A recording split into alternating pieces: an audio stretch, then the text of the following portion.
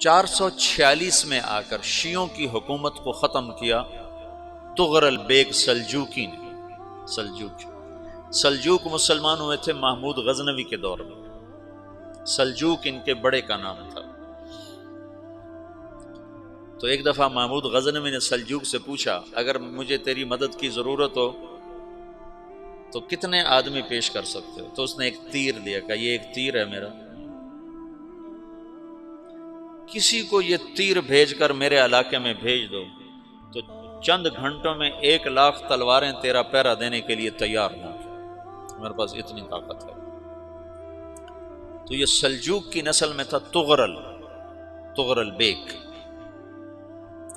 اللہ تعالیٰ نے جب عرب زوال کا شکار ہو گئے اور ضعف کا شکار ہو گئے، جیسے بڑھاپے کا کوئی علاج نہیں، جب قوموں پہ زوال آتا ہے تو اس کا بھی کوئی علاج نہیں، پھر اور قوم کو جگہ ملتی ہے۔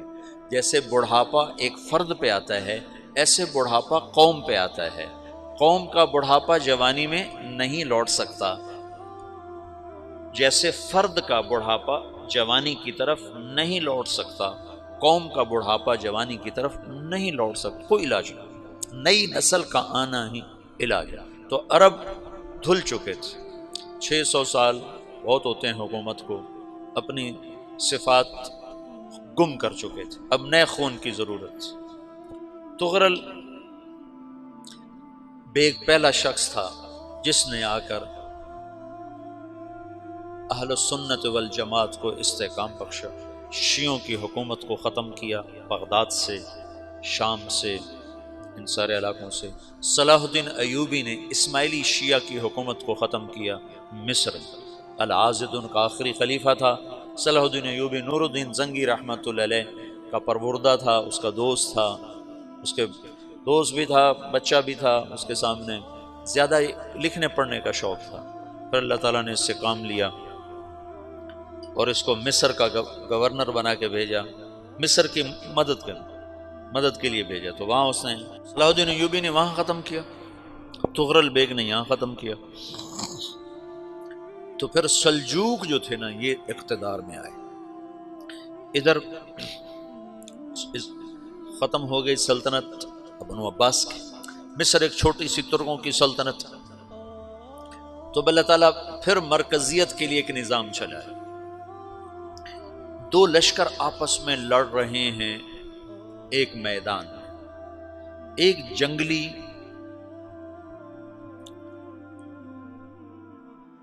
بدوؤں کا قافلہ، جنگل کے لوگ اپنے قبیلے کو لے کر، ایک جنگلی قبیلہ اپنے سردار کے ساتھ نقل مکانی کر رہا ہے ایک جگہ سے دوسری جگہ۔ اللہ کا نظام کہ یہ لوگ چلتے چلتے چلتے اس وادی میں پہنچ گئے جہاں جنگ ہو رہی ہے، دو لشکر آپس میں لڑ رہے ہیں۔ جب یہ وہاں پہنچتے ہیں تو ایک لشکر کے قدم اکھڑ رہے ہیں اور دوسرا غالب آ رہا ہے۔ ان کو نہیں پتا شکست کھانے والے کون ہیں اور فتح پانے والے کون ہیں، ان کو نہیں پتا۔ اس جنگلی قبیلے کے سردار کا نام بھی طغرل ہے، طغرل۔ تو یہ سردار کہتا ہے جو شکست کھا رہے ہیں ان کی مدد کرو، کچھ پتہ نہیں کون ہے، کہتا جو شکست کھا رہے ہیں ان کی مدد کرو۔ تو 400 وحشی جنگلیوں نے فاتح لشکر کے پیچھے حملہ کر دیا۔ وہ تو ایک کافی ہوتا تھا، 400 دوڑ جب تلواریں پڑیں تو چند لمحوں میں نقشہ بدل گیا، بھاگنے والے جم گئے اور جمنے والے بھاگ پڑے۔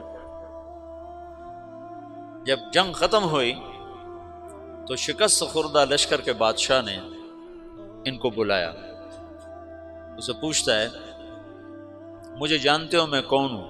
کہا نہیں۔ کہا تو تم نے میری مدد کیوں کی؟ کہا انسانی ہمدردی کی وجہ سے، تمہیں شکست ہو رہی تھی اس لیے تمہاری مدد کی۔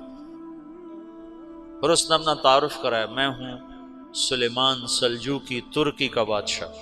مسلمانوں کا لشکر تھا اور تاتاریوں سے شکست کھا رہا تھا، تاتاری فتح پا رہے تھے، مسلمان شکست کھا رہے تھے۔ تو وہ اللہ کی غیبی مدد بن کر آئے، تو وہ اس سے کہتا ہے میرے ساتھ رہنا پسند کرو گے؟ تم نے میرے اوپر احسان کیا ہے، میں اس کا بدلہ دینا چاہتا ہوں، میرے ساتھ رہنا پسند کرو گے؟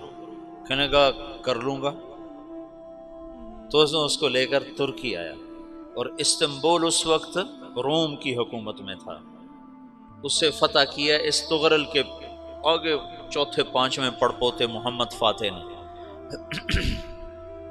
تو یہ استنبول ہے، یہ ترکی ہے، بیچ میں ایک چھوٹا سمندر ہے، یہاں ایک جاگیر ہے۔ تو سلطان سلیمان کہتا ہے یہ جاگیر تجھے وقف ہے، ادھر سے رومی مجھے تنگ کرتے ہیں حملے کر کر کے، تو میرا دفاع کرتے رہنا، یہ جاگیر تیری۔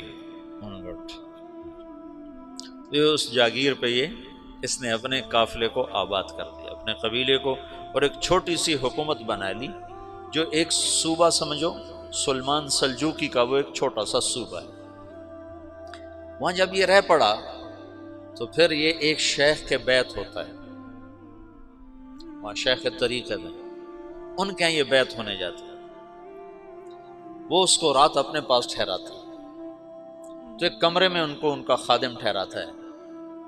یہ جب کمرے میں جاتا ہے تو سامنے دیوار میں طاقچے پر قرآن پڑا ہوا ہے، تو یہ تغرل بیگ کہتا ہے یہ کیا ہے، یہ کیا ہے؟ تو وہ خادم کہتا ہے یہ کتاب اللہ ہے، قرآن ہے۔ اچھا، وہ اس کو وہاں چھوڑ کے باہر چلا جاتا ہے۔ وہ دیہاتی آدمی، جنگل کا رہنے والا، پہلی دفعہ زندگی میں قرآن دیکھا، وہ کہتا ہے یہ قرآن ہے، اللہ کی کتاب ہے، میں اللہ کی کتاب کے سامنے سو جاؤں، کتنی بے ادبی ہے۔ تو اس نے ایسے قرآن اٹھایا اور سر پہ رکھ لیا اور کھڑا ہو گیا، ساری رات قرآن سر پہ رکھ کے کھڑا رہا۔ رات کے پچھلے پہر اس کو خواب آیا، کھڑے کھڑے اس نے دیکھا کہ اس کی پشت سے ایک چاند نکلا اور شیخ کی بیٹی کے سینے میں جا کے اتر گیا۔ پھر اس لڑکی کے سینے سے ایک درخت نکلا جو پھیلتے پھیلتے پھیلتے 3 بر اعظم پہ چھا گیا، افریقہ پر، یورپ پر، ایشیا پر۔ پھر اس کی آنکھ کھل گئی، وہ کھڑا ہوا ہے، تو اس نے صبح یہ خواب اپنے شیخ کو سنایا، تو انہوں نے اپنی بیٹی اس کے نکاح میں دے دی۔ اس بیٹی سے ایک بچہ پیدا ہوا، تغرل بیگ نے اس کا نام رکھا عثمان، عثمانی ترک نام سنا ہوا، جو میں نے کل بتایا تھا کہ 1924 میں وہ خلافت ختم ہوئی، تو ایک بیٹا پیدا ہوا عثمان۔ عثمان نے پھر ایک نئی اسلامی حکومت کی بنیاد رکھی جو 1924 تک چلتی رہی، کوئی 800 سال یہ حکومت چلی۔ تو حکومت کا شیرازہ بکھرا لیکن پھر جڑ جاتا تھا، اور وہ قرن اول والا جوڑ کبھی نہ پیدا ہوا، ٹکڑے بن گئے۔ ان ٹکڑوں میں اللہ لوگ پیدا کرتا رہا جو دعوت دیتے رہے، دعوت زندہ رہی۔ جو تربیت کا نظام تصوف کے ساتھ تھا اب وہ تبلیغ کے ساتھ۔